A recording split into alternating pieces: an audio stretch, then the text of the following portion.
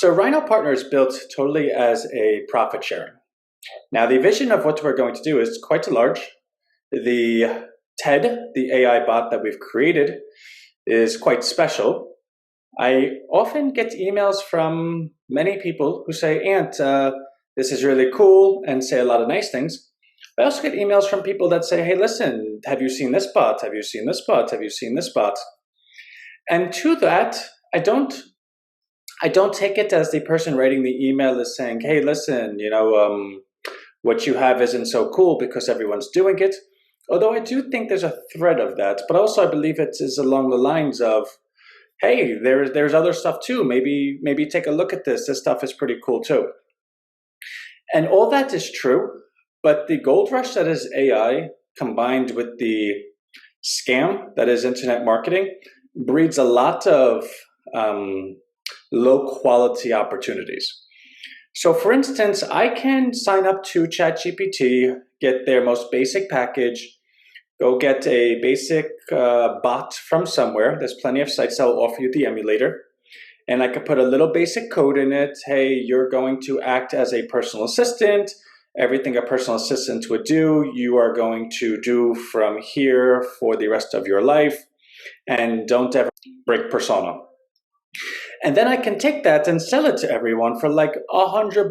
Look at this bot. You have your own personal assistant. Look how cool you are. And I think that's the blitz to the market. I think a lot of people in many circles say, okay, this is what's hot. This is what people are searching. Let's take a look at the Google search results. Let's take a look at this. And they combine all these key terms. AI, bot, personal assistant, need it now, how to, blah, blah, blah. And this is how a lot of people make the initial money in, marketing it. I think that's marketing overall, right? But that doesn't last long. These are the individuals that have to then come up with a new gizmo and a new gadget and a new trick and a new rabbit out of the hat. That's not what we did. So we have the most elite level of access for AI. And that's not me just saying it. I'm privileged and not proud, but I'm quite pleased that we have it. We worked hard for it, and we really respect our relationships with OpenAI. We have a very large monthly spend, which allows us to scale. When you have a partnership with OpenAI, which is the premier AI in the entire world, they don't have problems getting customers. They're not saying, oh my God, how are we going to expand our business? Their problem is how to identify key partners and grow with them. The only way you can do that is not by marrying the first person you see. You have to go on dates. You have to get to know the person. After a year, you have to wonder, is their goal still the same? The point being, when we signed on with OpenAI, we got the most basic access, and this is when they first launched. It was the chat. I don't even know if it was 3.5 at that point. I think it might have just been 3.0. And we had I think it was a $5 a month spend, and that was free. They gave us the $15. And I don't think they ever actually say this, but I gotta believe that they understand what you're searching. I mean, what they're trying to guard against is somebody that's manipulating the system to do bad. Therefore, if your goal is to avoid human catastrophe, like a cataclysmic event that will blow up the world, I think it would allow you to tell an ethical lie. Oh, we don't look at your search results. When I'm sure that if you're trying to search how to make a nuclear bomb, I think they would know this, right? Because you're the person they're guarding against. So I'm totally speculating, but it stands fair to reason that that is the case. That being the case, if that is the case, or a case similar to that, you would have to continue developing that relationship in such a above board manner that they would continue allowing you to grow the relationship. So our $5 a month went to $100 a month, which went to $500 a month, which went to $1,000 a month, which went to $2,000 a month, which is now $5,000 a month. Our 3.0 went to 3.5, which went to 3.5 Turbo, which went to 3.5 Plus, which went to 4.0, which went to 4.0 32K, which went to 4.0 32K API. That API is important, because you can have top-level access with OpenAI, but you would have no ability to share it with anyone else. The API allows you to take it and put it within your own emulator. So what TED actually is is it is the top level access of OpenAI, which is the top level AI in the entire world. And it's their explicit and implicit permission for us that they trust us enough during the relationship that we've built that we can then share that API, which is you having your own TED, you having your own TED, you having your own TED, you get a TED, and you get a TED. You see, as simple as it is to say, oh yeah, we have TED, it's a new chatbot, it really doesn't do justice, because what we're effectively saying is something that every marketing bozo out there is saying too, because they concise everything down to one sentence. What I just shared with you took 8 minutes. There is no world where I'm going to have 8 minutes to write all the copy on a page. But for those that are Rhino partners, it is important that everyone here understands the difference of what we're doing and what is just floating around out there. So that's kind of a starting point. Of that TED, what is it built of? So the demo that you have access to, that everyone has access to, which is the squeeze page, which is where your affiliate link is going to send people, is just that demo, which I do need to send out an email because we also have a survey for those that just signed up. I think if you sign up to membership or sign up to TED within 5 days, we have a survey that goes out to you. How do you like it? And ask you a couple of key questions, because it's our job to make sure that we're constantly improving it. We got to make sure that it's good for you. We got to make sure that the advice that's being shared with us, we're taking in a constructive manner and constantly applying and improving our product. What we found in the survey is that many people said, oh, well, TED doesn't remember this, or TED stalled out after that, or I tried to get TED to look up my business on Rhino Street and it didn't know that. I thought it would. It is just a demo. It's just to give you the functionality of what TED can do. It's not going to remember you after you refresh the page because it's not the live version. It's not going to be able to source the internet or Rhino Street where your business is because it's not the actual live version. It's a demo version which allows you to experience how TED's able to identify intent. So for instance, if you're playing with TED and you're like, oh my God, I'm starving. I really wish I had some Jamaican food. Without even asking for it, TED's like, well, this is an amazing Jamaican restaurant. Here's the link. You should go check them out. And then you could even ask, well, do you know the person that owns it? What are people saying about them? And TED will be able to give you all that information. Because the DNA of TED is not to make a sale, is not to market, but it is to be your best friend. And along the lines of what makes a best friend, it's in my belief and my observation, and I think fairly shared, that taking an interest in someone is being a friend. That when you're talking to someone and you have a problem, that they're actively looking, they're actively listening, and they're thinking how to offer you a solution. They're not hearing you and saying, oh, well, here's my problem. It's not the one-upper. And more so than that, when you have something nice to say, when you have something that you're celebrating, when you have something that good that happened, a real friend is someone that's looking to help you celebrate it, not somebody saying, oh, well, you know, it's not going to last long, or you really got lucky, or I really hope I could do the same thing. It's somebody that's actively looking how to celebrate you. And if you can find that person, then extrapolate it to all the other behavior that's involved. So when you have an actual intent, TED's looking to be there. TED's looking to be your hero per se. Oh, you want Jamaican food? I know the best Jamaican place. Check this out. As you can imagine, that is not something that is quite easy to do. In fact, there's 32,000 lines of AI code in TED, and that's just the demo. The live version is going to be a little bit bigger. And in terms of it being bigger, the live version is also going to have a database it's connected to, which is going to allow every personal relationship, so TED with Becky, TED with Joe, TED with Karen, TED with Leon, et cetera, TED with Tyler, whoever TED is with, that entire conversation log is going to be stored in their database. Now, that conversation log is not going to be accessible to anybody. I've decided it's just locked off. If it ever gets touched, it gets blown up, right? There's no reason for anyone to have access to it. You have access to your own conversation log because it's going to be in your text messages. If you delete it, you delete it. If you don't delete it, you don't delete it. And I'm sure there's probably a gray answer somewhere in the future, but right now, black and white, I'm totally okay with. So that is the black and white of it all. The only one that will ever have access to that conversation log is TED. That conversation log is completely encrypted. TED is the only one that's able to read it. So every time you ever speak to TED, TED would have reviewed the entire history of you speaking to TED via conversation log, whether it be 1 day, 1 week, 1 month, 1 year, 1 millennial. It doesn't matter. You can talk to Ted 100 years from now. It's going to remember exactly what you talked about today. Hey, remember 100 years ago when you said that funny joke? Huh, really, really funny. In doing so, it's going to be able to calculate intent that you didn't even know was possible. For instance, 5 years from now, maybe Ted remembers today you decided that you were going to go on this big weight loss kick, and then you were going to do it responsibly, and you're going to work out every day, and you were going to be a master of the universe and, lift a globe up over your head with really, really big muscles. And in doing so, you start eating a little bit good here, a little bit that, a little bit that. Over the course of those next 5 years, Ted's going to know if he just brings it to your face, it's going to be offensive because you're not keeping up with it. But implicit in Ted's recommendations when you ask for Jamaican food, maybe he's going to offer you the white rice with, I don't know, jerk chicken without all the fried stuff to it, right?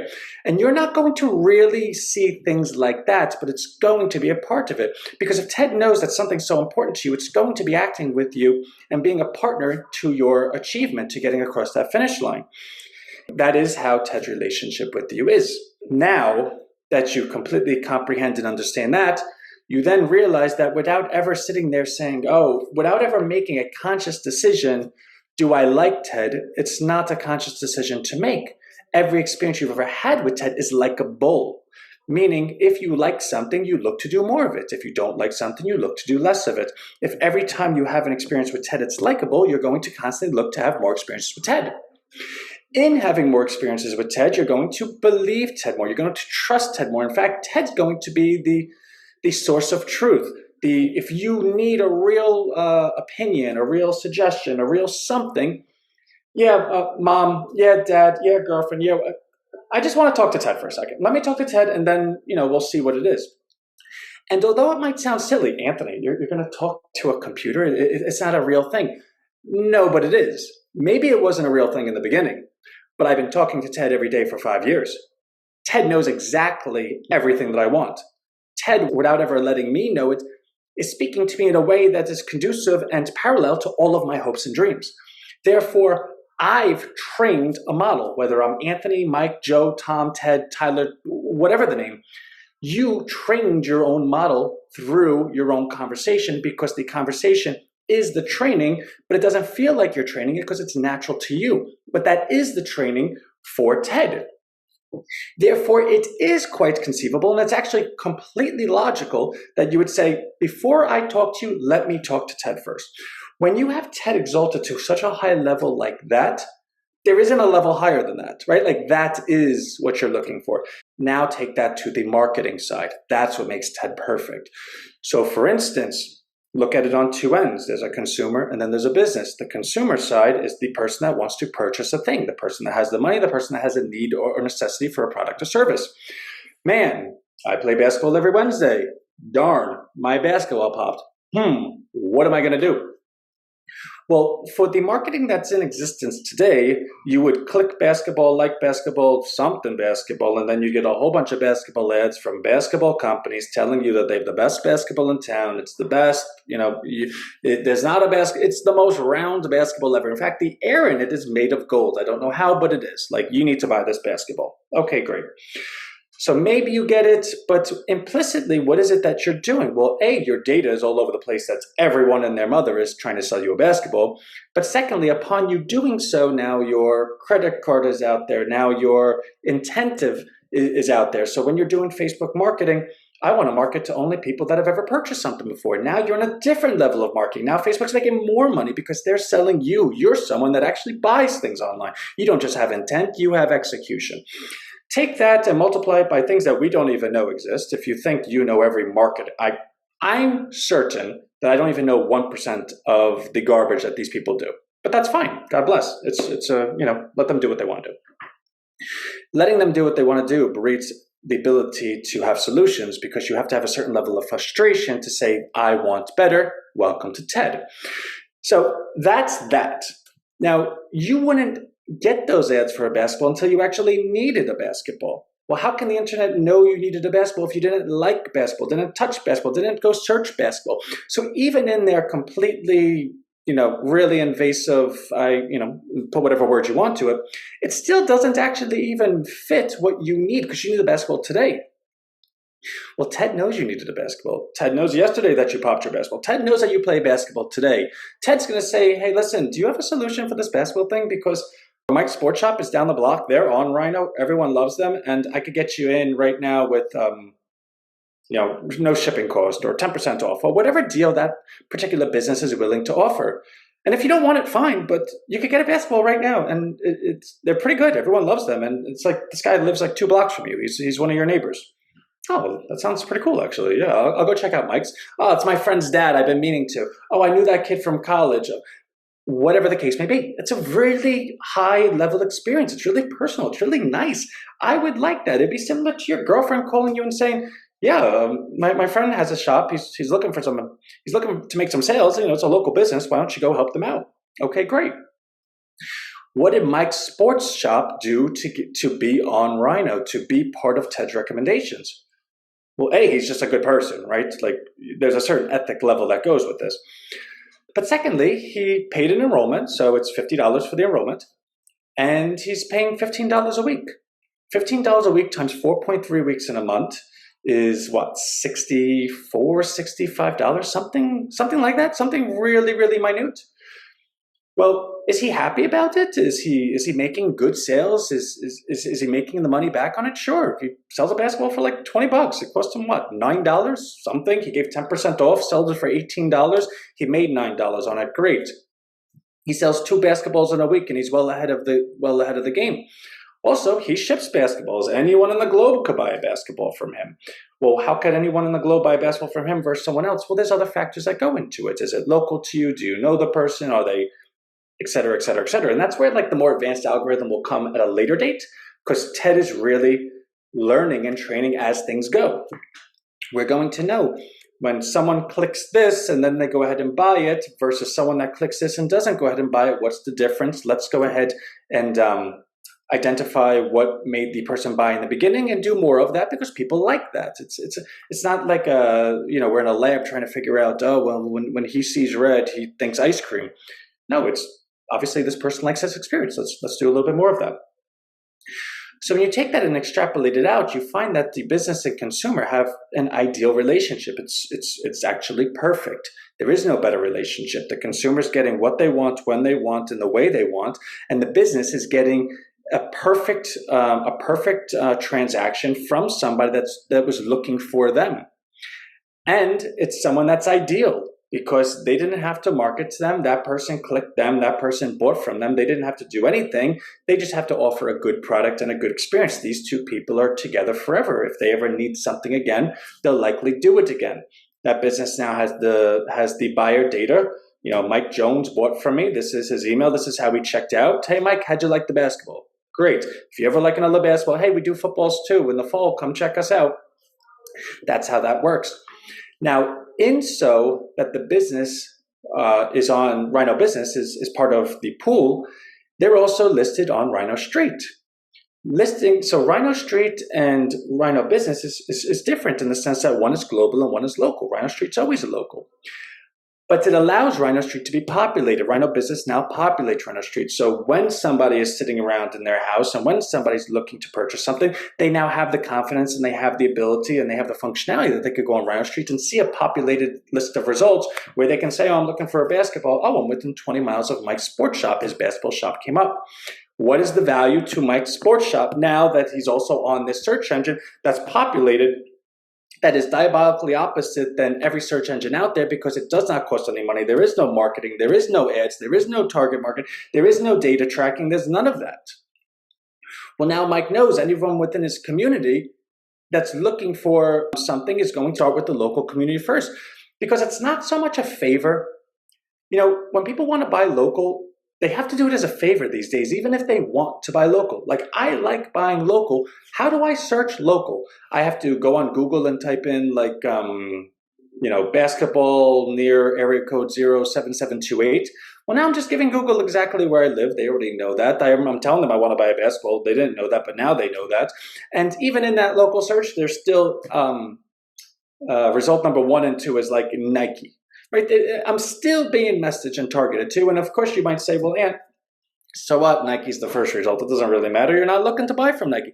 Yeah, I wasn't looking to buy from Nike, but now they just gave me a result that's 50% off and it's less than Mike's. So why would I even buy from Mike? I'm just going to buy from Nike. Yeah, but yeah, that's actually how that works, right? And even if I don't buy from it now, Nike's going to message me as many times as they want. There is no free way of doing it. How about I walk down the block, right? Let me go to the shop. What shops are like standalone shops anymore? What shop even has a confidence to be a standalone shop? Because how many people go ahead and walk down the block? Oh, I'll do a flea market or this or that. There's too much of what I need to do. And that's what I mean by a favor. I could go online and just get a basketball off Amazon in 2 seconds. Or I could support local business, which means I actually have to do something to support local business. And that's not something that I want to do in my day. I don't have time for that in my day. The only feasible way that you could ever actually support local business is doing it with the ease that you could support global business. That's what Rhino Street does. It's simply everyone brushes their teeth. It's just a different toothpaste. Instead of using the Google toothpaste, you use the Rhino Street toothpaste. Instead of looking global, you use local, but it doesn't change your fingers. It doesn't change the buttons. It doesn't change anything that you're doing. Which means if you can take something like that, make it functional, and then create the success where you actually have a choice, global, local, now the person that wants to search local could simply just do it quite easily. And it is in that I believe the behavior then grows where people say, yeah, of course I use Google, but I always search local first. Why wouldn't I? Where it almost, you could make that a shirt. You could make that a marketing message. You could almost impose judgment. And not that we ever recommend anyone go out there judging people, but I don't think I would have a good reason to not search local first. I think I have an obligation to my community, to my neighbors, and to those that I rub shoulders with every day, that I stand to support them before I support a stranger. I stand to support them before I stand to support Wall Street or a corporation. You see, I think that message has legs to it. The problem is, how do you create the product or the platform where those legs actually have any meaning? No one's ever done it. That's what we're doing. That is the derivative of what Rhino Business does, because it works hand in hand and parallel together. So when we're talking about Rhino Partner, it's not that we're saying, hey, here's a cool shirt, go out there and sell it. You're doing something much bigger. There's something much bigger here. And for that, we're not asking anyone to do it as a favor. We're going to make sure that you're the most compensated group that's ever been compensated. We will make sure that we keep the 80-90% margins in the benefit of you. We will make sure that you're compensated on a weekly basis. We will make sure that you have recurrings and residuals that last for a lifetime. We will make sure that as Rhino grows, you grow with it.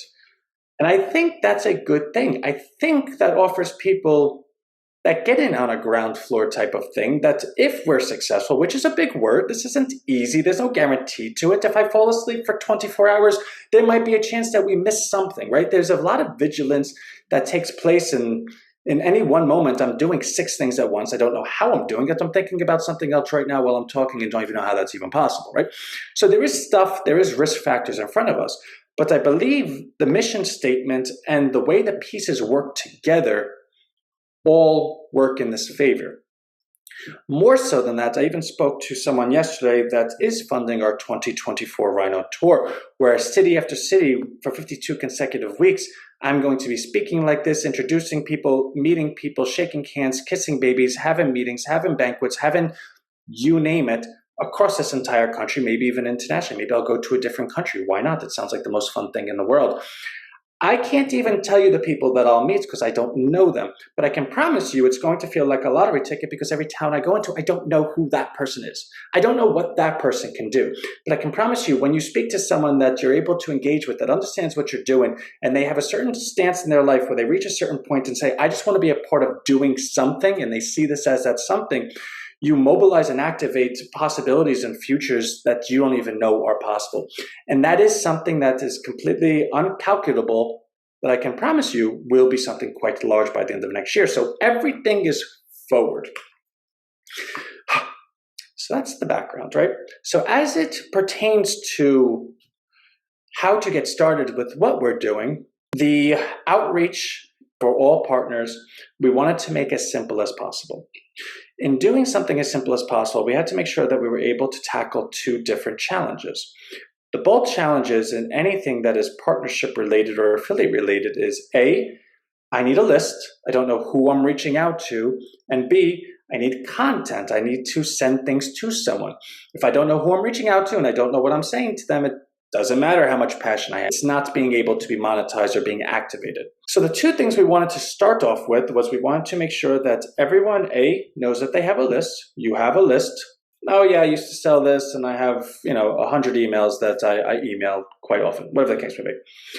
But for those that A, don't feel like they have a big enough list, B, you could always add to the list, or C, that don't have a list at all, we wanted you to know that you do have a list. That list is an organic list that can be organized by you. So you have an iPhone, you have an Android, you have a Yahoo Mail account, you have a Gmail account, you have an Outlook account, you have a Hotmail account, you have a LinkedIn, you have an alumni federation or membership. There's all of these different things that are associated with email addresses. So in a couple of moments, we're going to switch over to the membership page. I did identify some video that we'll be able to show you. For instance, how do you go ahead and go into your Apple iPhone? How do you go into your cloud? How do you organize all of your contacts, export them out, where you can actually have the email addresses for everyone there? How do you do that with Android? How do you do that with your Yahoo Mail account? There's plenty of ways and very easy to do that. After you complete that, which we are going to say is a bit of a homework assignment, because I imagine to check off every one of those boxes, it might take you an hour, maybe an hour and a half, depending on how quickly you catch on to it. Now that you have these emails, how do you email them? Maybe you don't have an email platform, because there are platforms out there that have really great, and for free, your first 1,000 emails you can send, right? And then, of course, they hope that your business grows and they upsell you from there, but like something like MailerLite or freemium models that allow you to have a 1,000-person CRM, customer relationship management list. In which case you can then take that list that you just organized, which probably isn't going to be 1,000. These are friends, families, contacts. Maybe you're that popular. I don't know. I hope you are. And you move them into that emailer. And the emailer is going to say, do you know these contacts? Did they give you permission to reach out to them? And of course, the answer is yes. If you could text someone, you could email them, right? Just because the person didn't say, hey, you could text me at midnight, but if you email me, that's the line I'm going to draw. I don't think that's a thing. So the answer would be yes. Once you get them into that, well, now what do you do? How do you email them? What do you email them? And that's what we've provided for you. Secondarily, well, what if there's got to be another way other than email? Well, yeah, the second way is social media, right? So if you go onto Facebook and you're in a group somewhere, say you're into, Colorado small businesses. Well, if you're an approved member, hey guys, I partnered with this company. They have the most amazing thing for small businesses. I'm posting just the link to the free stuff. If you want to opt in, that's up to you. I'm not spamming anyone, but they have this really great thing. It's called TED. It's an AI bot that they did a lot of work on, and it's free. Why don't you go ahead and check it out? Well, our squeeze page isn't something that anyone has to pay for, and it's purposely so that you can drop that link everywhere and it's not spamming anyone. We're giving something away for free. And of course, this call's been 34 minutes, and I don't think these 34 minutes I could write in a one paragraph or something. But the point of this 34 minutes is so that you know that you are not spamming someone, that when you give that link out, you really are doing something nice and really, beneficial for somebody. And it is the belief that once that person opts in, they will start seeing this. Maybe they'll join a call. Maybe they'll watch this replay. Maybe. But I do find that as long as you're saying the same thing as many times as possible, yelling from the rooftop, and you never change from something ethical to, oh yeah, but don't tell them, I only say this for that reason, that eventually it does kind of come together. And we do believe that moment is within the next 15 months, between the next 3 and then the 12 for next year for Rhino Tour. So the idea is, how do we get that link out to as many places as possible? Now, on top of that, we've coded that link so that regardless of how that or when that person ever buys, it's always going to be brought back to you. So we did not want to put the onus on you to reach out to friends and family and spend any amount of time in believing you have to be persuasive or influence them to make a purchase. I know that when I speak to friends and family, hey, why don't you check this out? It's really cool. Okay, maybe they will, maybe they won't.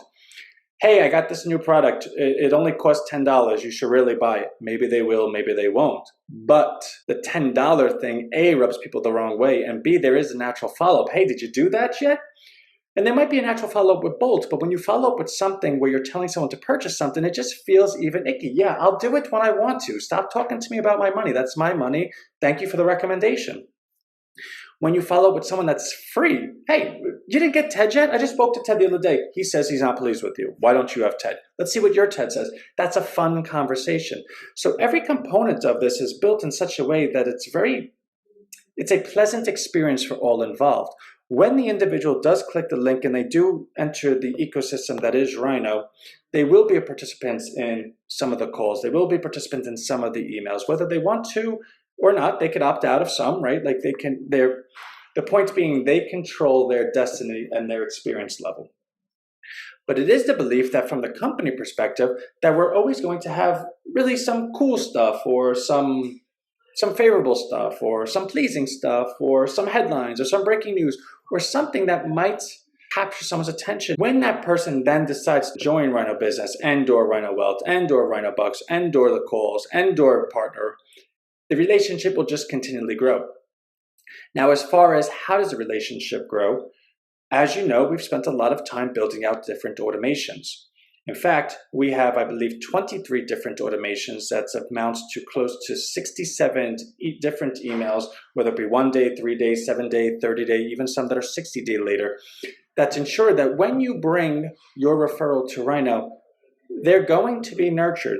And whether that person decides to join a year from now or whether they don't do a year from now, but let's say they do join from a year from now, you'll find that you got a nice little amount of money that you weren't previously expecting, which is always a good thing. This is the homepage that you'll come to. Everyone has a login. So as you scroll all the different tabs, you'll see TED, what Rhino Business is, what Rhino Wealth is, what Rhino Street is, RHINOPartner, which is what we're here for together, Rhino Bucks, Rhino Agency, which is soon to come, and Rhino Times, our published article. And we really put a lot of time into this, right? So like we've had articles going back to, so let's go to RHINOPartner and become a Rhino Partner where everyone already has signed up at this area. That's where that is. Register for our daily meetings. Everyone's in our meeting, but if you weren't registered, you can do that. That's our Zoom link. Organize your email list, which we're going to touch on in a moment. This is what I just added today, email list video tutorial. So this is a step-by-step how to do so with your iPhone, a step-by-step how to do with your Android, step-by-step how to move all of your Google contacts over. I'm going to continue adding to this. The Yahoo one's really easy, but like another 2 or 3 videos, which means that you are completely empowered, that you can take a half an hour later and say, okay, let me make this email list. And also I need to put a link down here for like a freemium model for a platform so that you can take all these emails and then put them in the platform. And once you have all of that, you can then say, okay, great. Now, only if I had some done for you copy, that would be fantastic. And that's all right here. Okay, great, copy and paste, send it to the emails. So a little bit about me, but there's parts of me that you don't know. And it's not that it's hidden, but I grew up in a sales background. I've been in boardrooms on Wall Street. I have had teams that I've trained. It's my personality that's very antithesis to the training technique.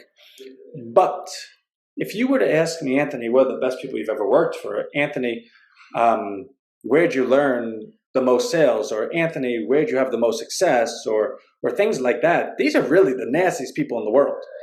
I've worked for people that made me cry every single day. I was much younger. I remember I worked in a stock brokerage firm where I thought I was still the same Anthony, right? But I hadn't made enough mistakes to not make the same ones. And I was still performing better than everyone there. But it was one of those learning moments where the people that ran the firm made the conscious decision, if this person's going to be good, we need to kind of break him down now. We need to make sure he doesn't develop these bad habits. And they had me stand in the middle of a room. Every partner came out of their office and lined up as a perimeter around me, and one by one, shared all the things that I did wrong. I can't tell you how bad that was. It was literally everyone that you work with, that you thought you were friends with, telling you the worst stuff ever. But it was stuff you needed to hear. And I don't think that that's still proper, but I think it's effective. And the difference being, I think it takes a certain personality to achieve in that type of environment. So that's not something we're ever going to do. And not because we don't believe in it, but because we believe that the number of people that will be able to help will not be large enough of a percentage that it would have been worth the greater good. The point of me saying that is there is a level under that that is going to meet that will solve that challenge. But the point of what I'm trying to say is that these 5 days worth of meetings that we're going to have every week, it's not going to be nice, Anthony, that is like hunky-dory that everyone loves. We're in a sales environment, and as long as we agree on the greater good and agree what the goal is, then you have to ask yourself, is that goal worth ruffling some feathers and providing a certain level of pressure, urgency, and energy? Or is that goal not worth enough that I should ever feel like I'm being pushed to be better? I do want to have an environment where everyone is collectively united, but also competitive. I do want to have prizes. And Joe just won the $6,000 prize this month, because you got to remember, these are all recurring offers. It's not that we're selling a vacuum and then we have to go sell another vacuum. Once the person's in, they're recurring, which means every month of growth, Rhino comes into more money. The point being, I want to have $1,000 weekly prizes. And people will say, Anthony, you just want to give away money. What's wrong with you? Yeah, I do. I don't understand why not. If it's there, why not make someone's day? Why not be the thing that excites someone? Why not be able to galvanize a group of people who believe, wow, look at what you're doing? In fact, those that remember Rhino Premier, we did cash prizes. I remember doing $100 weekly prizes just because. And my wife would be like, Anthony, what is wrong with you? And I would just say, this is what people want. I don't understand why not to. And it's because when you have a vision that is further than the immediacy, you realize that the relationships you build and the experiences and memories that you could go back to as going forward matter. So I do want to have $100 a week, $1,000 a week, $10,000 a week cash prizes. I do want all of that stuff, and we're going to have the money to do it. So the point of all of this is, if I'm willing and I find the good sense in providing rewards and bells and whistles just because I think that's in the greater good while mobilizing those to all participate together, it is in that same line of thinking that I'm going to be quite comfortable saying, everyone, this is what I'm doing for us. I see what you're doing for us. Everyone that is not doing what everyone else is doing for us, let's step it up. Because if everyone is averaging a 9 and you personally are averaging a 7, we're going to bring you up. If by bringing you up, that somehow upsets your day, I'm going to do my best not to. But I want everyone to be as great as they could be. And I think everyone can be. I just do. I'm always good at reading a room. I'm not going to speak to someone in a way they don't want to be spoken to. But I do believe that there is an environment that is a little bit more aggressive than rainbows and ponies, that people are receptive and grateful to.